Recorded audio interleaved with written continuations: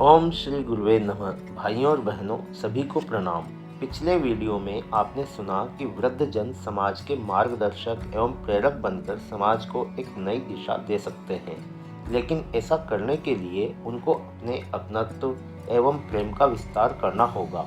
अपनी शारीरिक इच्छाओं को संयमित करके एक स्वस्थ जीवन शैली अपनाकर स्वयं के शरीर को गतिशील एवं स्वस्थ बनाए रखना भी वृद्धजनों की स्वयं के प्रति एक बड़ी जिम्मेदारी है, क्योंकि स्वस्थ शरीर होने पर ही वे समाज का मार्गदर्शन कर पाएंगे। अपने संपूर्ण जीवन के अनुभव के आधार पर सभी वृद्धजन धर्म अधर्म के बारे में सही जानकारी रखते हैं। सदैव धर्म का साथ देना, अन्याय अनीति का साथ न देना, सभी के भले की सोचना, अपने से जितना हो सके उतना अच्छे से अच्छा करने की कोशिश करना और ईश भक्ति और ईश्वर में अटल विश्वास रखना, यही वे सद्गुण हैं जो वृद्धजनों को सम्मान के योग्य बनाते हैं। सभी वृद्धजनों को ये गुण अपनाने ही चाहिए। आइए स्वाध्याय के इसी क्रम को आगे बढ़ाते हैं। गुरुदेव की अमृतवाणी सबको आश्वस्त कर रही थी, अतः एक वृद्ध जिज्ञासु ने विनम्र स्वर में पूछा, हे देव, घर से बाहर जाने के लिए धन की भी आवश्यकता होती है और शरीर को भी बाहर जाने में कष्ट होता है। अतः यदि हम बाहर न जा सके तो क्या करें, यह बताने की कृपा करें। यह सुनकर गुरुदेव ने मुस्कुराते हुए कहा, हे वत्स, आप ठीक कह रहे हैं। प्राचीन काल में ग्राम ग्राम नगर नगर में मंदिर और आश्रम होते थे, जहाँ परिव्राजकों के खाने पीने टहलने की व्यवस्था की जाती थी, किंतु आजकल ऐसा संभव नहीं है। जो घर से बाहर नहीं जा सकते वे घर में रहकर ही लोक कल्याण का कोई कार्य अपना सकते हैं। इससे एक लाभ तो यह भी होगा कि इसमें आपकी पत्नी तथा बच्चे कभी कुछ न कुछ सहयोग दे सकेंगे।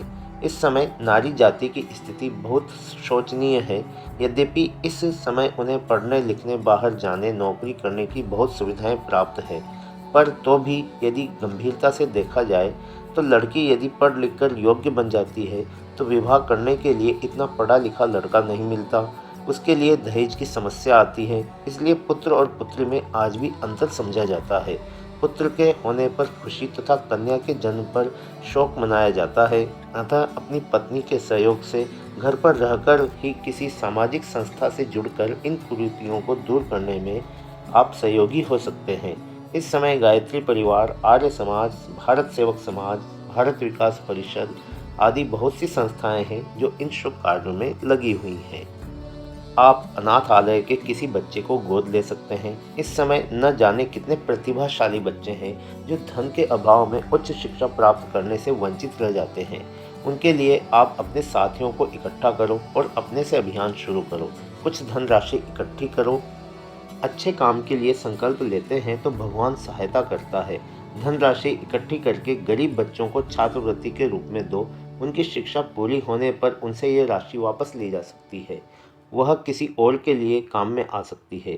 एक व्यक्ति प्रातःकाल भ्रमण के लिए गया था तो उसे एक चोर ने घेर लिया। उसने कहा, भैया, मैं सुबह घूमने निकला हूँ, पैसे लेकर थोड़े ही आया हूँ। मेरे पास एक घड़ी है, बेचकर अपना काम चला लो, इसे ले लो, पर तुम कुछ काम क्यों नहीं करते? उसने कहा, मैं बीए पास हूँ, पर काम कहाँ मिलता है। वह आदमी उसे अपने साथ ले आया, अपने ऑफिस में काम दे दिया और आगे पढ़ाने की व्यवस्था की। जो भी उसके यहाँ आता उससे पूछता, आपने इस आदमी को कैसे रख लिया? पर उसने उसे पढ़ाया और बाद में वह स्कूल में शिक्षक बना। जब उसने अपने उन दयालु स्वामी को कुछ देना चाहा तो उसने कहा, बस तुम गरीबों की सहायता करो, यही मेरी गुरु दक्षिणा है। इस प्रकार छोटे छोटे काम करके आप दूसरों की सहायता करके उनको अपना बना सकते हो। सभी वृद्धजन अपने अवकाश प्राप्त मित्रों का एक संगठन बनाएं। उन्हें साथ लेकर किसी अस्पताल में समयदान तथा अंशदान दे सकते हैं। गुरुदेव तथा महापुरुषों ने आराधना के दो अंग बताए हैं, एक समयदान, दूसरा अंशदान। अस्पताल में जाकर जो बीमार हैं उनकी सेवा कर सकते हैं। जिनके पास कोई सेवा करने वाला नहीं है उसे पानी दें, दवा दें। अंशदान से गरीबों की दवा का प्रबंध कर दें। देखो मन में कितनी शांति मिलती है। समय का सदुपयोग भी होगा और आत्म कल्याण भी होगा। एक अस्पताल के पास एक मंदिर था। उसमें कुछ लोग आते थे और सुबह के समय गंगा जल तथा तुलसी की पत्ती लेकर सब मरीजों को देकर कहते थे, आज का दिन आपके लिए शुभ हो। कितनी छोटी सी बात है, कितना कम समय लगता था, पर आप आश्चर्य करेंगे, सब मरीज उनकी प्रतीक्षा करते थे। आप लोग कुछ भी ना करें, किसी को दो शब्द तसल्ली के ही कह दें, तो दुखी आदमी को कितनी सांत्वना मिलेगी, उसकी खुशी में आप भी सहयोगी होंगे। संस्कृत में एक कहावत है, वचने का दरिद्रता, बोलने में क्या कंजूसी है। वृद्धावस्था की समस्याओं पर प्रकाश डालते हुए सत्राध्यक्ष कहते हैं, हे साधकों, जीवन यात्रा में बुढ़ापा एक आवश्यक पड़ाव है, क्योंकि शरीर में परिवर्तन होता रहता है और समय के साथ कार्य क्षमता क्षीण होने लगती है। किंतु इस समय परिस्थिति के अनुसार वृद्ध जनों की मानसिकता अलग अलग होती है। कुछ वृद्ध ऐसे होते हैं जो अंतिम समय एक शरीर से भी स्वस्थ रहते हैं और मन से भी। ऐसे व्यक्ति बचपन से ही संयमित जीवन बिताते हैं और अंत तक कार्यशील रहते हैं। सुकरात, प्लूटो, न्यूटन, महात्मा गांधी, मदन मोहन मालवीय, जवाहरलाल नेहरू ऐसे ही महान व्यक्ति थे। कुछ व्यक्ति ऐसे होते हैं जो शरीर से अस्वस्थ होने पर भी मन से इतने स्वस्थ होते हैं कि शारीरिक रोग उनका कुछ नहीं बिगाड़ सकते। अपने आत्मबल के आधार पर समाज का कल्याण करते हैं। स्वामी रामकृष्ण परमहंस कैंसर से पीड़ित थे। शंकराचार्य भगंदर रोग से ग्रस्त थे, किंतु उन्होंने शरीर के अस्वस्थ होने की चिंता न कर मनोबल के आधार पर अंतिम समय तक समाज सेवा की। कुछ व्यक्ति ऐसे हैं जो शरीर से स्वस्थ हैं किंतु मानसिक रूप से अस्वस्थ हैं। ऐसे व्यक्तियों में वृद्ध ही नहीं बल्कि युवा वर्ग भी आता है। आजकल ऐसे लोगों की संख्या बहुत अधिक है जो स्वस्थ रहते हुए भी हमेशा कुढ़ते रहते हैं, रोते रहते हैं। कुछ उनकी परिस्थितियां भी उन्हें असमय ही वृद्ध बना देती है, जैसे पढ़ाई पूरे करने पर सर्विस न मिलना, दहेज के कारण कन्याओं का विवाह न होना आदि। ऐसे व्यक्ति आत्मदाह तक करने में नहीं हिचकते। इसके लिए आवश्यक है कि स्वावलंबन तथा आध्यात्म की शिक्षा बचपन से ही दी जानी चाहिए, जिससे आने वाली परिस्थितियों का वे सामना कर सके। राम को राज्य मिलने के स्थान पर वन जाना पड़ा, क्या उन्होंने आत्महत्या कर ली? वे तो उसी तरह प्रसन्नता से वन चले गए। कर जोड़ कहूँ श्री मात सुनो, मुझे राज पिताजी ने वन का दिया।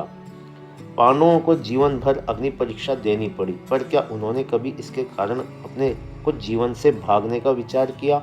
वृद्ध जनों में भी यदि आत्मबल हो तो वे रोने की अपेक्षा कुछ महान कार्य कर सकते हैं। यह एक कथा है एक ऐसे व्यक्ति की। एक आदमी भगत जी के नाम से प्रसिद्ध था। संतों की सेवा करता और खेती करता। वृद्ध होने पर खेती बच्चों ने संभाल ली। एक दिन उसने एक साधु को एक टोकरी भरकर गेहूं दे दिए तो बहू ने व्यंग कसा, पिताजी को तो लुटाना आता है, उन्हें पता नहीं कि कितनी मेहनत से अनाज के दर्शन होते हैं।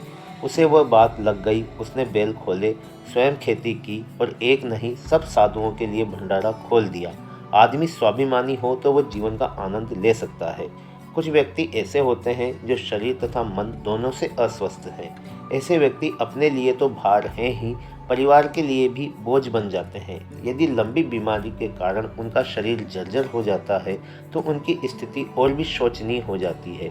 वे हर समय तनावग्रस्त रहते हैं।